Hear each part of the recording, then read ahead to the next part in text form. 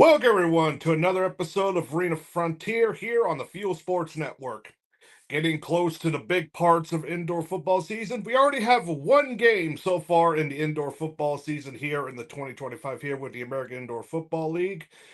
I had a good last episode with with Peter Schwartz here from the Entertainment Football Association. Hope to have him maybe again in the future, but also wish him luck with the Long Island team, which will have their logo and team name announced this Friday. Now, there was some, because we were Entertainment Football Associate heavy, I wanted to tell, excuse me, wanted to get to a thing that happened with the National Arena League, because remember, they actually had the Amarillo Dusters just like got defunct or just and then they still need to recoup their schedule a bit, and we haven't seen that yet, but they'll probably get an announcement of that soon. Now there's a change in leadership because the commissioner of that league stepped down. Let me put there here as what right here. The National Arena League reports that a transition has occurred concerning the office of commissioner. The National Arena League Board of Directors were notified that Todd Walkenhorst has resigned to pursue a new opportunity that was recently offered. The decision made way for the league and its board of directors wrote indoor arena business veteran and National Arena League executive board member Brandon Eckerd to become the fourth commissioner in league history. Todd Walkenhorst was named commissioner in November 2023 following the conclusion of the 2023 season and served the National Arena League for the 2024 season. Despite his short term as commissioner, Walkenhorst led to strong growth in National Arena League to bring in a record number of teams for the 2025 season. His leadership pushed the league to new Western territories with the expansion of the Colorado Spartans, who play in Denver, Colorado this year, the Idaho Horsemen in Nippon, Idaho. As commissioner, he oversaw the return of one of the league's founding franchises as the Columbus Lions will take the field in the National League for 2025 and the launch of the league's first divisions with the start of the American and National divisions kicking off this spring. His efforts to grow the league will never be forgotten. In his resignation to the board of directors, he stated, I have always noted that I served in the commissioner position as the pleasure of the board of directors. The former Chris also stated, I was offered no statute which I agreed to accept. The new commissioner, Brandon Eckerd, joined the National League last year. Executive board member have already worked relentlessly to support the league and its individual teams. Brandon's experience and familiarity was both opportune and fitting for the league to offer this promotion. Eckerd is no stranger to this responsibility. Eckerd has served in many leadership positions at both the team and league levels of the sport in 2024. He has named the president and CEO of American Indoor Football League, the same league. Columbus previously won a championship title. Commissioner Brandon Eckerd also brings years of business experience as he served the CEO of AI Apparel. So it's kind of interesting because with the National Arena League, this would be their second team that has kind of, I don't know, folded or just didn't continue. Because, like I said, the last time when we had on the two episodes before, the Dusters just didn't do anything. They announced they were joining the National Arena League just a little bit close to fall of last year, and then nothing. And then before that, you had the Harrisburg Stampede announce that they were folding, and now this happens. And the press release is pretty positive, but you kind of have to wonder: is there more to this? Because it's interesting how they said have a league deal with the number of teams and stuff. So it's kind of a little bit perplexing. Like right after the Dusters are basically no more than this happens, but we'll see. Of course, after a previous show, we now have to deal with some other news when it comes to teams folding, and we go to the Arena Football 1. Now they had 11 teams. Now they have, of course, it's kind of interesting though. Now they only have 10 teams, and we'll go to that there because one of their newer franchises, the Wilkes-Barre Scranton Mavericks, withdrew. And this is kind of interesting because it wasn't like the board said, okay, you're done and stuff. No, it's it's interesting. Let's read this for a moment. Arena football is the home of the excitement and unexpected action fans could want. This sometimes includes off the field as well as on the field. The Wilkes-Barre and Scranton Mavericks have decided that they will not participate in the 2025 A1 season. As a result, their membership in AF1 has been terminated. So they told the league, like, and so close too, because remember, we already had the Montreal and the California franchise, Stockton, that said, "Oh, we're going to play next year." They just terminated, and so close. It's like, why are you guys making this decision? And this is the newer one. Of course, the owner is a boxing promoter type deal, so it's kind of like weird because like I did a few episodes ago, they revealed their logo and all that here. Like, here's the logo. So it's like, it's perplexing. It's like, what's going on here?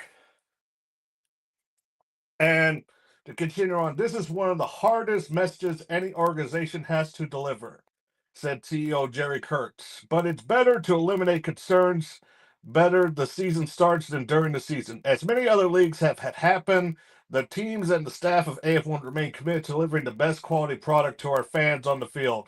We remain optimistic about the future of our league and our great sport. Unfortunately, the Mavericks will not take the field this season, and we are disappointed for the fans in Wilkerson Bears Grant, said the Commissioner Jeff Fisher. There are phenomenal advocates for arena football, and their passion for our sport is not gone unnoticed. The team's arena football run are getting kicked off the season with the Orlando Predators taking on the Southwest Kansas Storm on March 8th, 2025 in Dodge City, Kansas. That, of course, we look forward to bringing fans Sunday nights in the arena on Vice Sports starting on March 16th. Our first Vice Sports broadcast will be from Corpus Christi at the hometown, trying to play host to Southwest Kansas Storm. Then, of course, all the other games will be on the streaming platform that is going to basically begin starting here, I believe, somewhere between next week and before the first game, if I recall from the press release, Evergreen Now. And that will be available at about all platforms except, and for a few weeks later, I believe it's either Vizio or LG channels that, if I recall correctly, a specific television brand streaming platform, that app won't be available until then. So now it's just kind of weird with this one here. It's like what happened? And this is more on the team than rather than the league, in my opinion. Do I still think the league's at fault? A little bit, because they said that they were trying to make sure dot your I's and cross your T's. So I'm just kind of confused what the heck happened with Wilkes-Barre Scranton. Because, like I said, it seems like they were doing pretty good, and it just, then this comes on, frankly, this press release came on Valentine's Day of all days. So it's just real interesting how this happened. Man.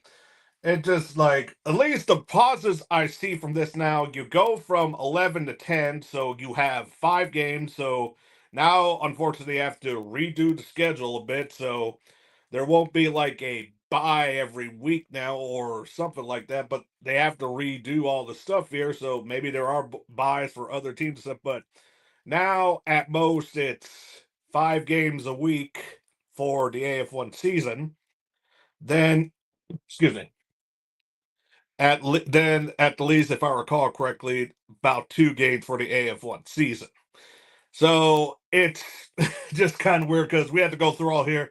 Because remember, it's all these leagues have had teams that decide, oh, we're not going to play this year. That's, of course, with not only AF1, not only National League, but also the Indoor Football League. So far, the only teams that have had the leagues that have not teams folded are, of course, the second year, of course, with the Arena League. And then, of course, a little bit later in the summer, by June, you have, of course, from my guest, Peter Schwartz, last week, the Entertainment Football Association, and they're going to have 4 teams. So It's just kind of interesting how this plays out here. Well, I guess before we take a break, because we will kind of break down a little bit of the first game above the arena season here that happened to the AIF, the American Indoor Football here. But let's go through some signings here.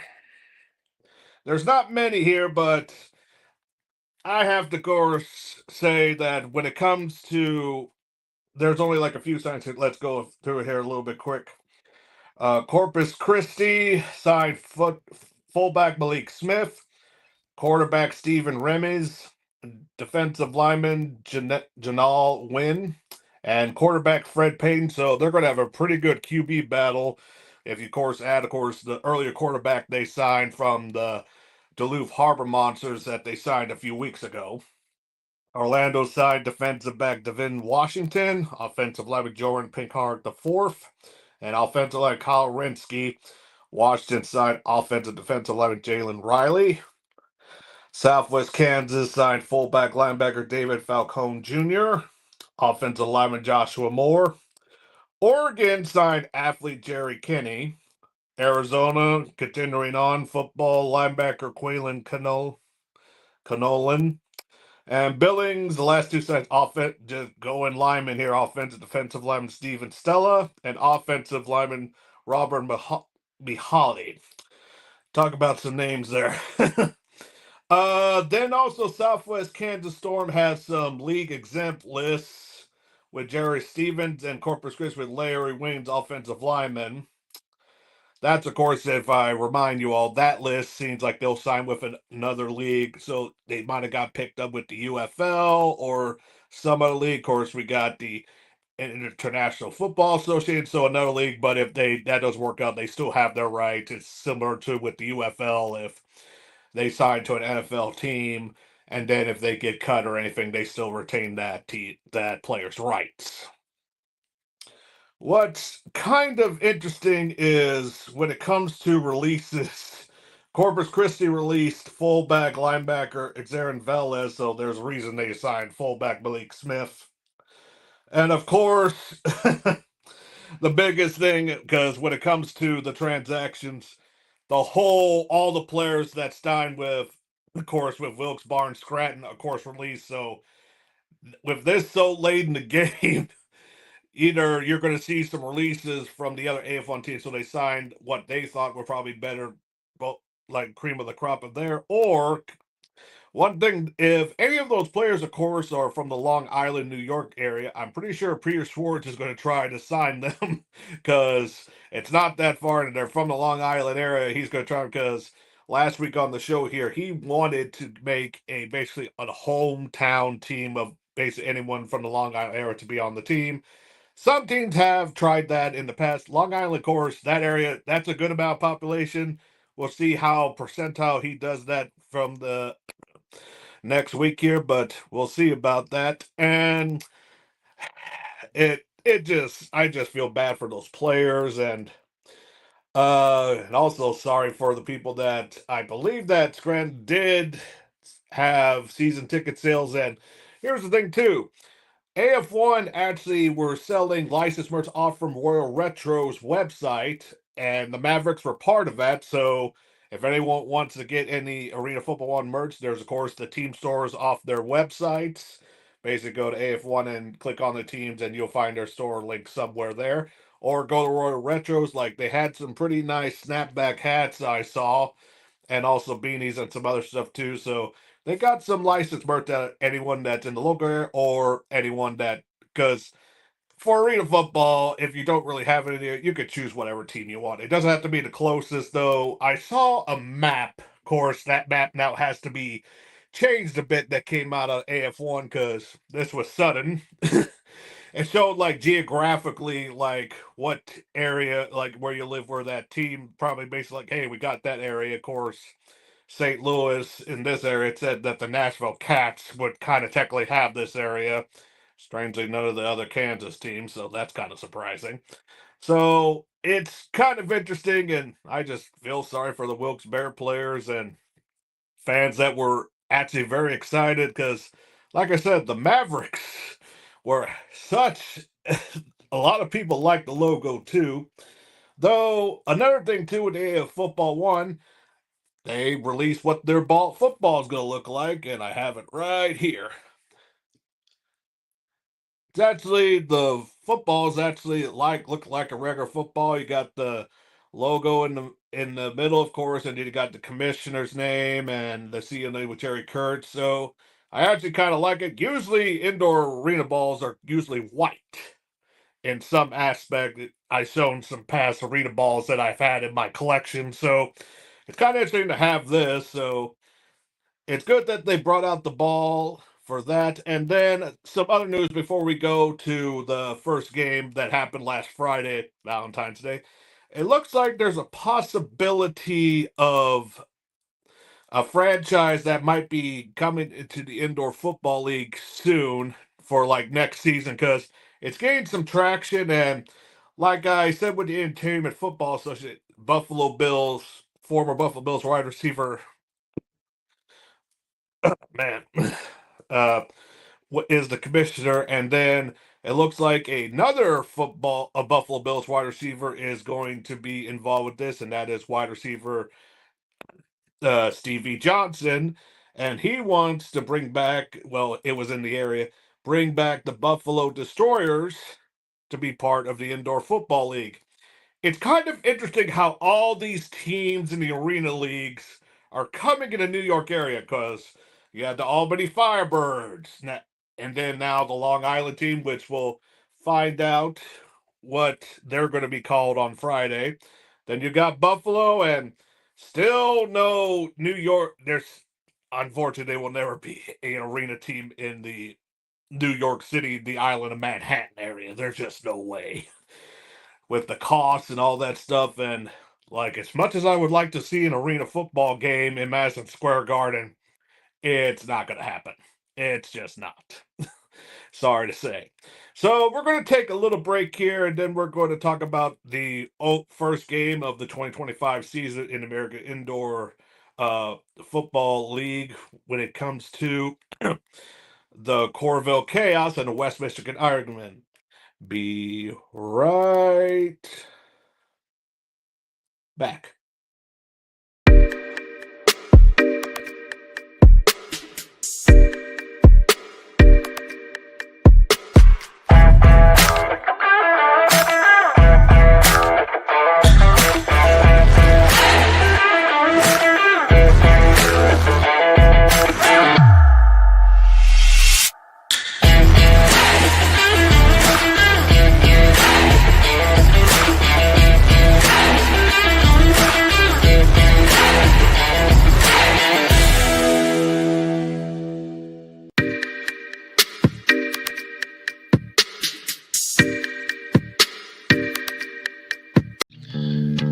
Same great taste.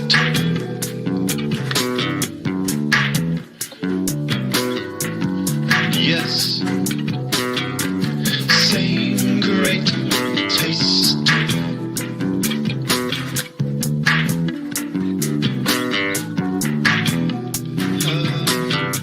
Same great taste.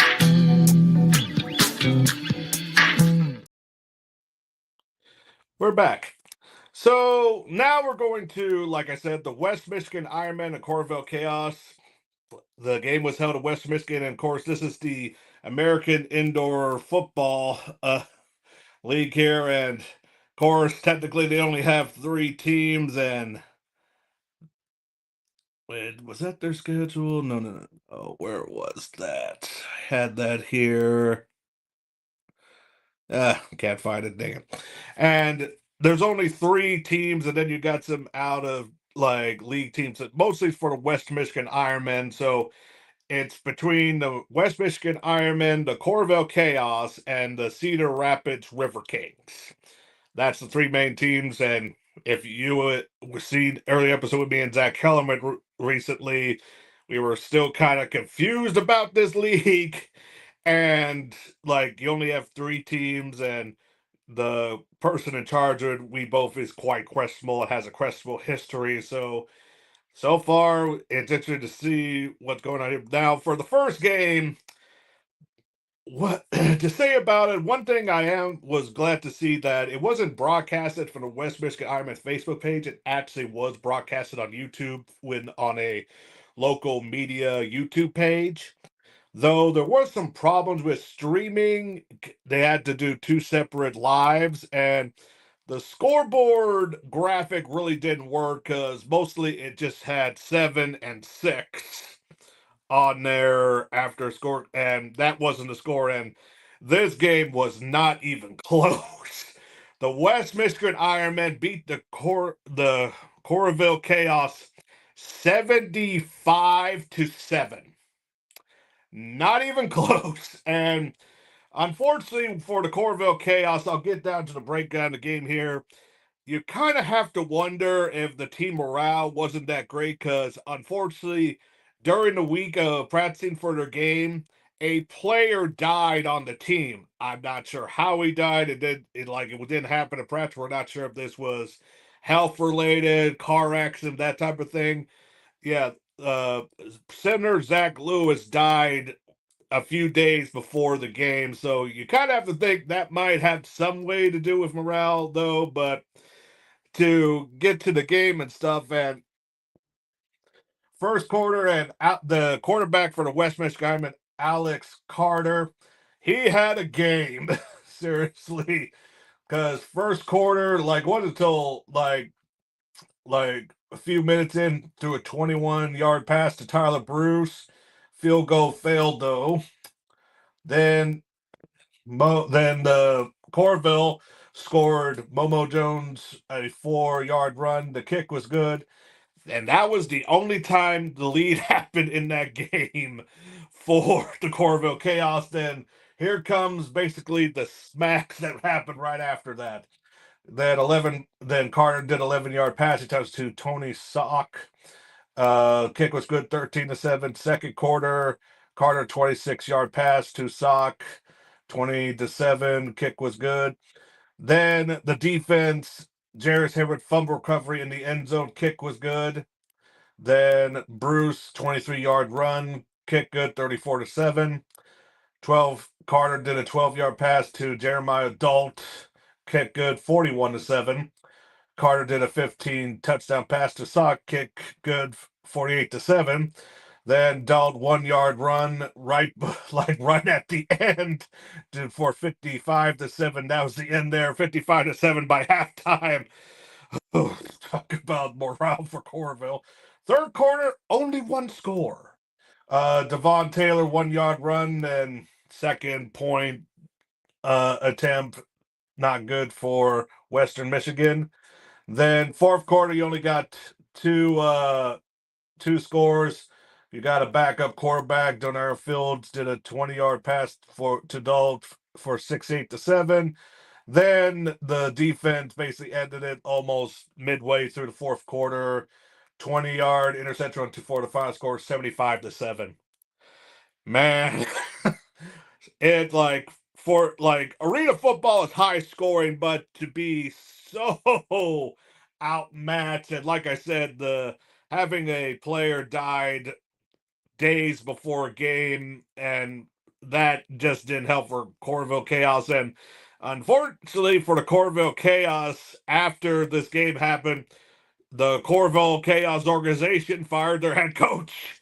And they actually hired a new head coach with, hold on here,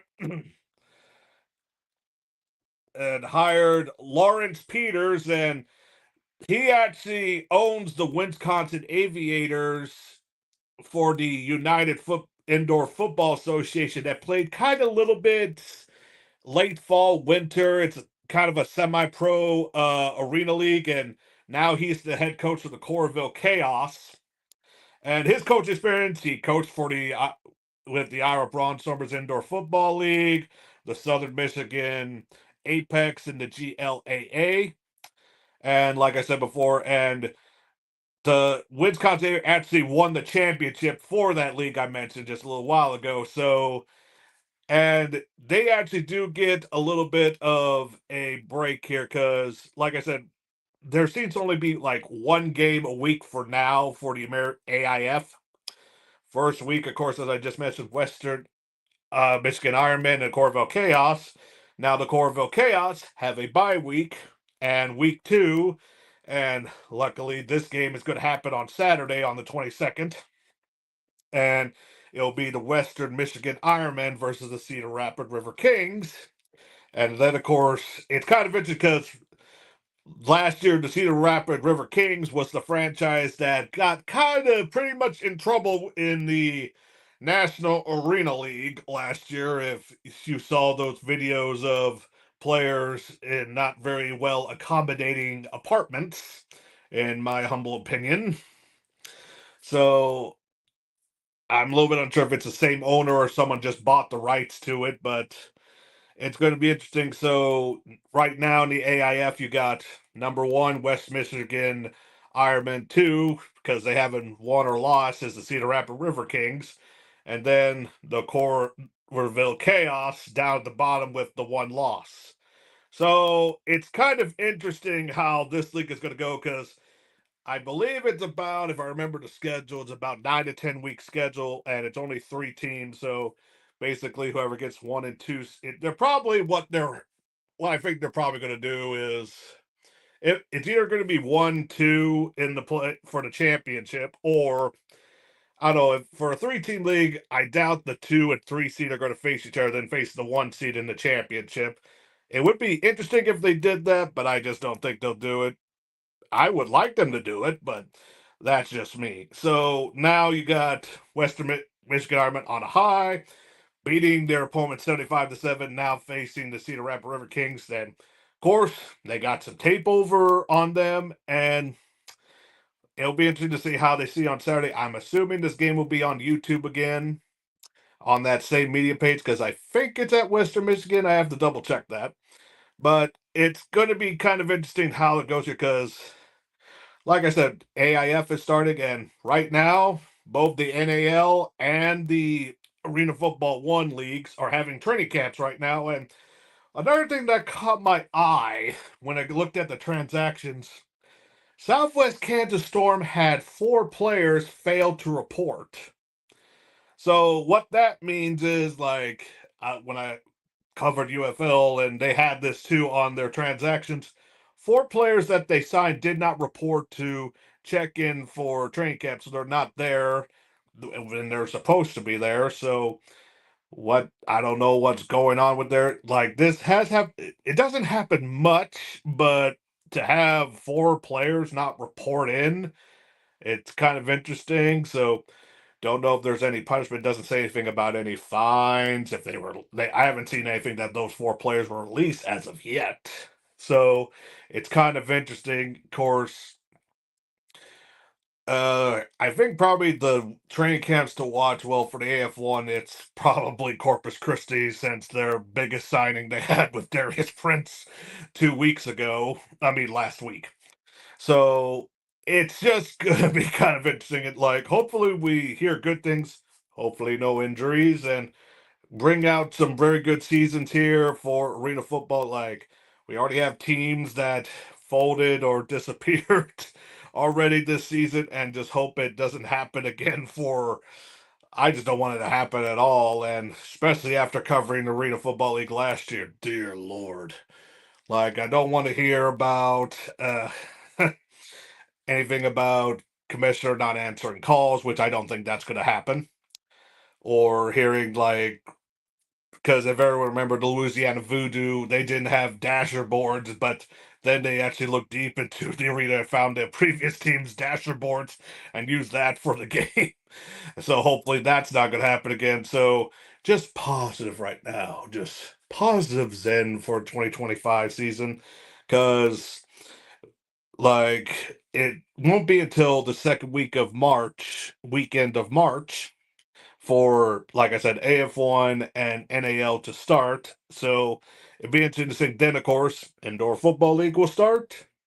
Then you got the Arena League, and then finally the Entertainment Football Association. So it's basically March to August, spring into close to the end of the summer for arena football here in 2025, and I can't wait. And dear Lord, the one bad thing is trying to make sure I know all the knowledge of all the games there because it's going to be exciting. Because, like I said, Indoor Football League, mostly all their games are on YouTube.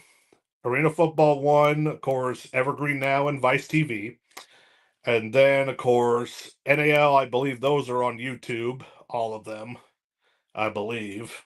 There's then, of course, on AIF, it's YouTube. So mostly streaming on YouTube and then a few on other streaming apps or television like Vice TV. And then I'm going to probably assume the Indoor Football League Championship is going to be on CBS Sports Network again.